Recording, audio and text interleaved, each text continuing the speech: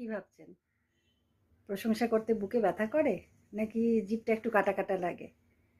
অনেকেই আছেন যারা প্রশংসা করতে ভালোবাসেন না, অর্থাৎ প্রশংসা করতে চান না। প্রশংসা করতে গেলে ভাবেন হয়তো আমি পিছিয়ে পড়বো, বা আমি একটু নিচে নেমে যাব, বা যাকে প্রশংসা করা হবে তার খুব পায়া ভারী হয়ে যাবে, এরকম ধারণা অনেক মানুষেরই থাকে। কিন্তু আমি একটা কথা বলবো, যে প্রশংসা করতে জানাটা এটাও কিন্তু একটা আর্ট। অর্থাৎ ভালো থাকার জন্য এটাও কিন্তু একটা আর্ট, ভালো থাকা এবং ভালো রাখা।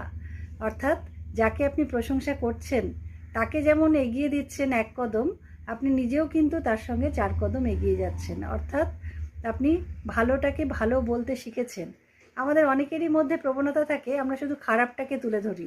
অর্থাৎ কি খারাপ, কোনো মানুষের মধ্যে কি খারাপ, কোনো মানুষের কি বদগুণ আছে সেটা নিয়ে আলোচনা করতেই আমরা খুব ভালোবাসি।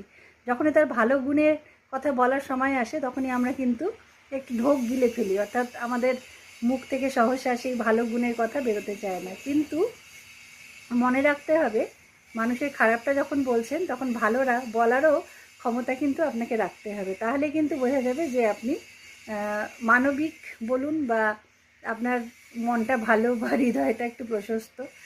এই কথা স্বামী স্ত্রীর ক্ষেত্রেও প্রযোজ্য। কারণ যে স্ত্রী, তার একটা কথাই আছে, ঘর কা মুরগি ডাল বরাবর। অর্থাৎ সে রান্না করছে, ঘর গুছোচ্ছে, কিন্তু স্বামী ভাবেন এটা তার প্রাপ্য, বা স্ত্রীও ভাবেন। স্বামীর ক্ষেত্রেও বলছি, স্বামী হয়তো ভালো, সে যত্নশীল, বা সে ঘুরতে বেড়াতে নিয়ে যায়, বা স্ত্রীর সঙ্গে ভালো ব্যবহার করে, সেক্ষেত্রে সেও ভাবে যে এটা আমার প্রাপ্য ছিল। কিন্তু দুজনে দুজনকে আরেকটু ভালোবাসার মাপকাঠিকে আরেকটু এগিয়ে নিয়ে যাওয়ার জন্য প্রশংসা করতে জানাটা কিন্তু খুব জরুরি।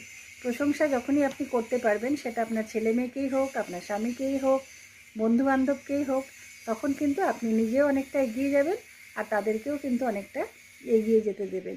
অর্থাৎ শাশুড়ি বৌমার ক্ষেত্রেও একই কথা। বৌমা কিছু রান্না করেছে, শাশুড়ি আর মন খুলে বলতে পারে না যে এটা ভালো হয়েছে।